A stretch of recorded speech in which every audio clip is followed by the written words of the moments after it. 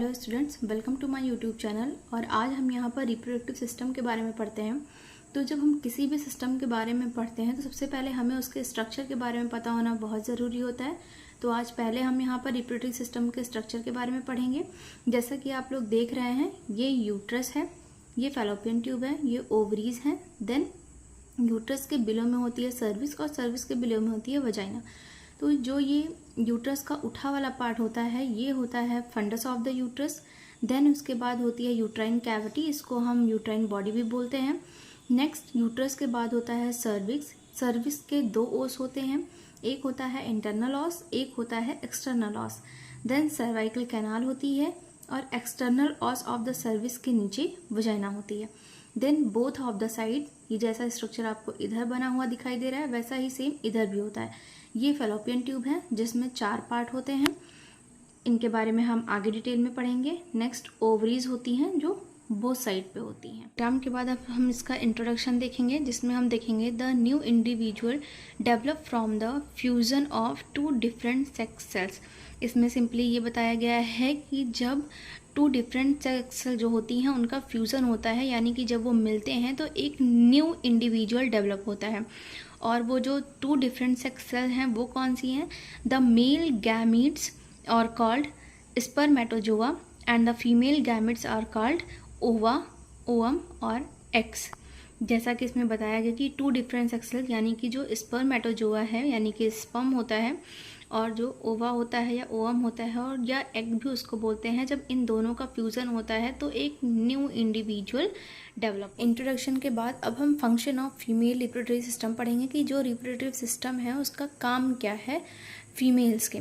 First है formation of ओवा। जैसा कि मैंने पहले बताया था, ओवा क्या है, ओवम भी कह सकते हैं उसको और हम एक्स भी कह सकते हैं। तो ओवम को बनाने का काम जो है वो फीमेल रिप्रोडक्टिव सिस्टम का है। नेक्स्ट है रिसेप्शन ऑफ स्पर्मेटोजोआ। स्पर्मेटोजोआ यानी कि स्पर्म को रिसीव करने का काम जो होता है वो फीमेल रिप्रोडक्टिव सिस्टम का होता है। नेक्स्ट है provision of suitable environment for fertilisation and foetal development.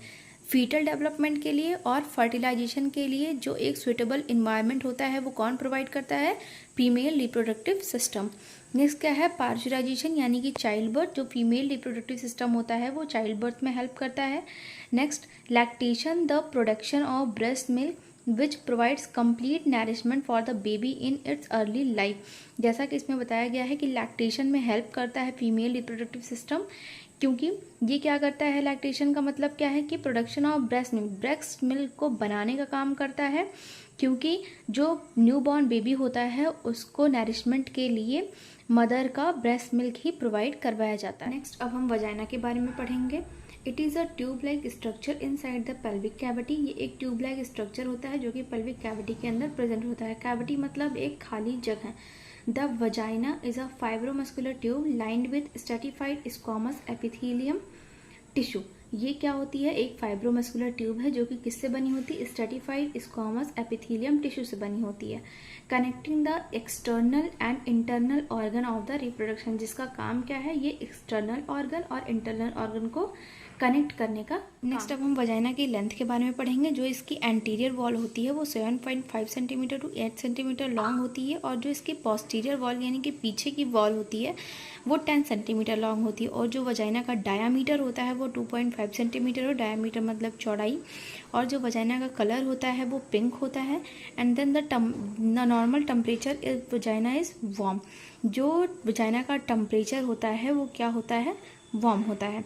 इसके बाद हम वजाइना का कनेक्शन यानी कि रिलेशन पढ़ेंगे और इसके स्ट्रक्चर के बारे में पढ़ेंगे। सो वजाइना जो होती है वो एंटीरियरली यानी आगे से किससे जुड़ी होती है? आगे उसके वजाइना के आगे क्या होता है? यूरिनरी ब्लैडर होता है, यूरिथ्रा होता है, प्यूबिस सिम्फाइसिस यानी कि इसको हम सिम्फाइसिस प्यूबिस भी कहते हैं। नेक्स्ट पोस्टीरियरली यानी कि वजाइना के पोस्टीरियर में कौन सा पार्ट हमारा प्रेजेंट होता है? रेक्टम प्रेजेंट होता है। Next pouch of Douglas present होता है।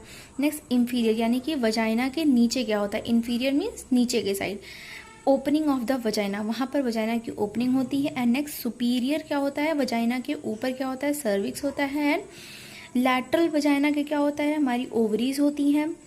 पेल्विक होता है, फेसिया मसल्स होती हैं, फैलोपियन ट्यूब्स होते हैं, लिगामेंट्स होते हैं एंड यूरेटर। हम वजाइना के स्ट्रक्चर के बारे में पढ़ेंगे। Vagina is made up of 3 layer. जो वजाइना होती है वो 3 लेयर से मिलकर बनी होती है, जो होती है हमारी inner, middle and outer.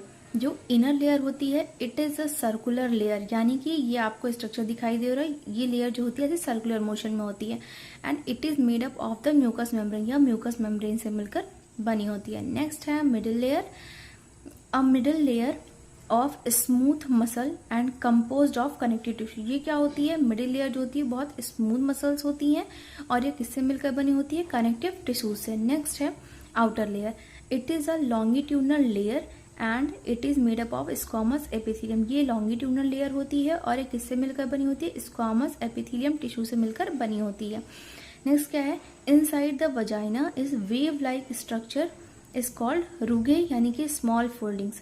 Vagina के अंदर क्या होता है? एक वेव लाइक स्ट्रक्चर होता है जिसको हम रूगे कहते हैं या फिर उसको हम स्मॉल फोल्डिंग्स भी कहते हैं। नेक्स्ट हम पढ़ेंगे फंक्शन ऑफ वजाइना। वजाइना का क्या फंक्शन है? It forms an important passage from uterus to exterior that helps in. इसका कुछ इंपॉर्टेंट ये एक पैसेज जैसा काम करता है जो यूट्रस से किसी भी चीज़ को बाहर निकालने का हेल्प करता है, जैसे कि birth of the baby, baby के बर्थ में हेल्प करता है। Flow of menstrual blood to exterior, जो हमारा मेंस्ट्रुअल ब्लड होता है उसको बाहर निकालने के लिए एक पैसेज जैसा वर्क करता है।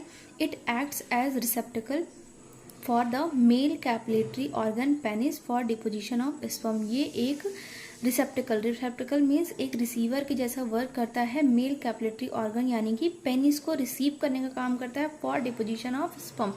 जब स्पर्म पेनिस से रिलीज होता है तब। जो हमारा इंटरनल फीमेल रिप्रोडक्टिव ऑर्गन है वो है cervix. So cervix is a small tube like structure. Cervix क्या है? एक स्मॉल ट्यूब लाइक स्ट्रक्चर होता है जिसकी जो लेंथ होती है, यानी कि length of the cervix is 2.5 centimetre. उसकी जो चौड़ाई होती है वो 1.5 सेंटीमीटर होती है। The cervix is composed mainly of fibrous connective tissue. जो सर्विक्स होता है वो मेनली फाइब्रस कनेक्टिव टिश्यू से मिलकर बना होता है। Cervix is made up of 2 layer, जिसकी 2 लेयर्स होती हैं, जिसमें जो फर्स्ट लेयर है वो आउटर लेयर है। Outer layer is squamous epithelial layer. जो इसकी आउटर लेयर होती है वो स्क्वामस एपिथेलियल लेयर होती है। It's looking like a cubical shape. ये क्यूब शेप की होती है, short and wide. It means इसका ये मतलब है क्यूबिकल शेप का, शॉर्ट एंड वाइड।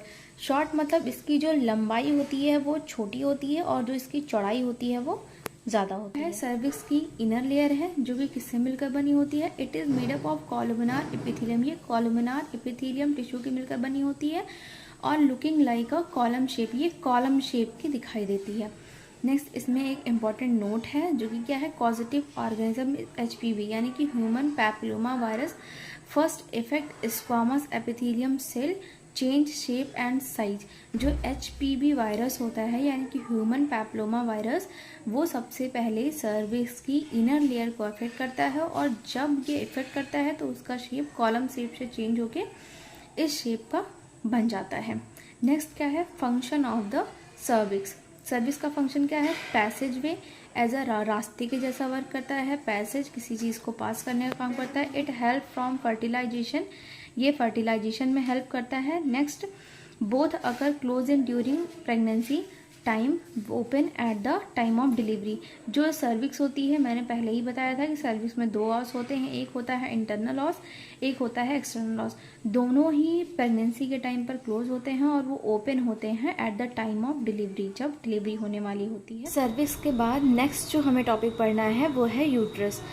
तो इसमें बताया गया है कि यूट्रस क्या है? The uterus is a hollow muscular pear shaped organ made up of muscles which is located inside the pelvic cavity. It has thick muscular wall and a small central cavity. इसमें simply यही explain किया गया है कि uterus क्या है? एक hollow muscular pear shaped organ है। पियर मतलब नाशपाती के जैसा उसका शेप होता है और मेड अप ऑफ मसल्स, यानी कि वो मसल्स से मिलकर बना होता है। विच इज़ लोकेटेड, वो कहाँ पे प्रेजेंट होता है?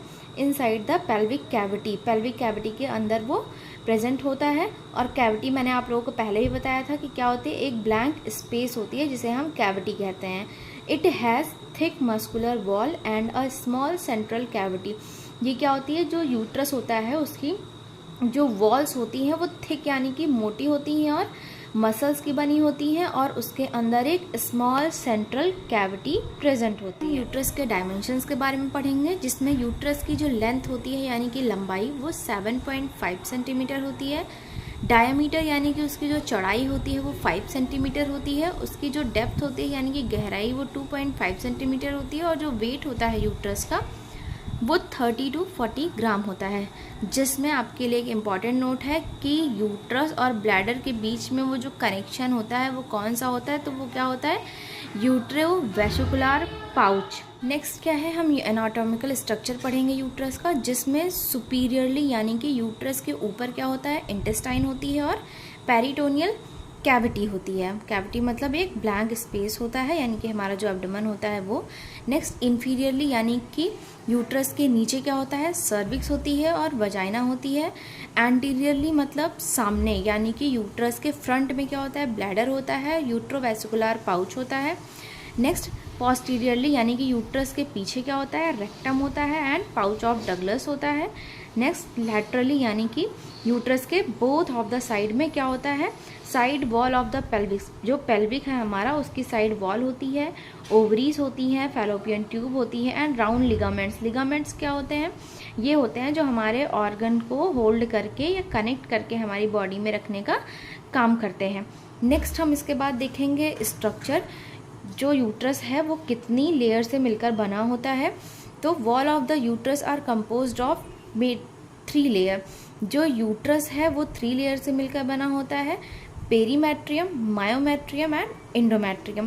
पेरीमेट्रियम क्या है हमारा, it attaches to the peritoneum layer, ये हमारी पेरिटोनियम लेयर से कनेक्ट होता है और ये यूट्रस की आउटर लेयर होती है। नेक्स्ट है हमारा मायोमेट्रियम। मायोमेट्रियम क्या होता है, ये यूट्रस की मिडिल लेयर होती है और इसका मेन फंक्शन क्या होता है, ये कॉन्ट्रैक्शन में हेल्प करती है। जब बेबी की डिलीवरी होती है तो ये कॉन्ट्रैक्शन को इंक्रीज करके बेबी को आउटसाइड पुल करने का काम करती है। नेक्स्ट है एंडोमेट्रियम। जो एंडोमेट्रियम होती है वो यूट्रस की इनर लेयर होती है। नेक्स्ट हम पढ़ेंगे part of the uterus. Uterus के 3 पार्ट होते हैं। फंड्रस के बाद हम फैलोपियन ट्यूब के बारे में पढ़ेंगे। तो यहाँ पर फैलोपियन ट्यूब के बारे में क्या लिखा हुआ है ये हम देख लेते हैं। The uterine tube are long tortuous tubes extending laterally from the cornua of the uterus. Length of the fallopian tube is 10 to 12 centimetre. इसमें देखिए आप, फैलोपियन ट्यूब क्या है, एक यूट्राइन ट्यूब भी इसको हम कहते हैं। ये लंबी होती है, टॉर्टोइस ट्यूब, टर्टल मतलब क्या होता है, कछुआ, कछुए के जैसे होती है। Extending laterally from the cornua of the uterus. Extending lateral यानी कि यूट्रस के लैटरल साइड यानी बगल बगल में होती है। और कार्नुआ ऑफ द यूट्रस, ये जो कार्नुआ पार्ट होता है ये कौन सा पार्ट होता है हमारा, जहाँ से फैलोपियन ट्यूब यूट्रस से ज्वाइंट होती है वो वाला पार्ट हमारा क्या होता है, कार्नुआ कहलाता है। और फैलोपियन ट्यूब की जो लेंथ होती है वो 10 to 12 सेंटीमीटर होती है। इसी के साथ हम इसमें एनाटॉमिकल स्ट्रक्चर इसका देखेंगे। तो जो यूट्राइन ट्यूब है उसके एंटीरियर यानी कि सामने, और पोस्टीरियर मतलब उसके पीछे, और सुपीरियर मतलब उसके ऊपर क्या होता है, पेरिटोनियल कैविटी होती है और इंटेस्टाइन। फैलोपियन ट्यूब के पार्ट्स के बारे में पढ़ेंगे। तो मैंने आपको डायग्राम में ही बताया था कि फैलोपियन ट्यूब के 4 पार्ट्स होते हैं। तो फर्स्ट पार्ट कौन सा होता है, इंटरस्टिशियल पार्ट होता है, जिसकी जो लेंथ होती है वो क्या होती है, 1 to 2.5 सेंटीमीटर लंबी होती है और 1 mm इसका डायमीटर होता है, यानी कि इसकी जो चौड़ाई होती है वो 1 mm होती है। नेक्स्ट पार्ट जो है फैलोपियन ट्यूब का वो है इस्थमस। ये क्या होता है, it is a 2.5 centimetre long. ये 2.5 सेंटीमीटर लॉन्ग होता है। जो इसका थर्ड पार्ट होता है वो होता है ampulla. Wide portion is called ampulla और लेंथ इसकी क्या होती है, 5 सेंटीमीटर। ये क्या होता है, वाइड मतलब चौड़ा वाला पोर्शन होता है फैलोपियन ट्यूब का और इसकी जो लेंथ होती है वो 5 सेंटीमीटर होती है। और यहाँ पर हमें एक बात और जान लेने की ज़रूरत होती है कि जो फर्टिलाइजेशन होता है यानी कि ओवम और एग का जो फ्यूज़न होता है वो एम्पुला में होता है और उसका फर्टिलाइजेशन कहाँ पे होता है, एम्पुला में ही होता है। फैलोपियन ट्यूब के बाद जो नेक्स्ट हमारा इंटरनल फीमेल रिप्रोडक्टिव ऑर्गन है वो क्या है, ओवरीज। तो चलिए यहाँ पर ओवरीज को देख लेते हैं। The ovaries are 2 in number, यानी कि जो ओवरीज होती हैं वो 2 होती हैं। They lie on either side of the uterus, यानी कि ये यूट्रस के नीचे वाले साइड में और दोनों साइड पे प्रेजेंट होती हैं। The ovaries lie below the fallopian tube of each side. जो ओवरी होती है वो फैलोपियन ट्यूब के नीचे प्रेजेंट होती है और दोनों साइड होती है। जो ओवरीज की लेंथ होती है यानी कि उनकी जो लंबाई होती है वो 3 सेंटीमीटर होती है। वाइड मतलब उसकी चौड़ाई कितनी होती है, 1.5 सेंटीमीटर होती है। और उसकी जो थिकनेस होती है वो क्या होती है, 1 सेंटीमीटर। नेक्स्ट हम ओवरीज के फंक्शन देखेंगे कि ओवरीज का फंक्शन क्या है। तो इसमें फर्स्ट फंक्शन क्या है, ovaries are the store house of female gametes और ओवा। ओवरीज जो होती हैं वो स्टोर हाउस का काम करती हैं फीमेल गैमेट्स का यानी ओवम का, और हर एक यानी कि ईच ओवम को वो मेच्योर करके उनकी मेंस्ट्रुएशन साइकिल के टाइम पर वहाँ से रिलीज़ करती हैं। देन इसका सेकेंड वर्क क्या है, ovaries secrete 2 steroid hormone oestrogen and progesterone. Ovaries 2 hormones को रिलीज़ करती हैं जो होता है ईस्ट्रोजन एंड प्रोजेस्टेरॉन। वीडियो पसंद आई हो तो आप इसे लाइक और शेयर ज़रूर करें, और ऐसे ही इन्फॉर्मेटिव वीडियोस देखने के लिए चैनल को सब्सक्राइब करना ना भूलें। अपनी राय कमेंट बॉक्स में लिखें, मैं सबके क्वेश्चंस का आंसर देने की कोशिश करूँगी। तब तक के लिए थैंक यू, मिलते हैं हमारे नेक्स्ट वीडियो में, बाय बाय।